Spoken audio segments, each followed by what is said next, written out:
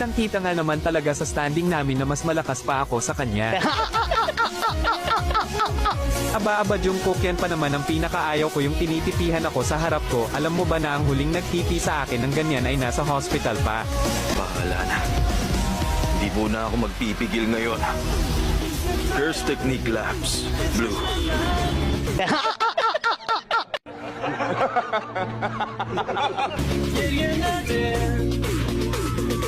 Aba, nandito ka na naman, hindi mo ako kayang tamaan yan, idol.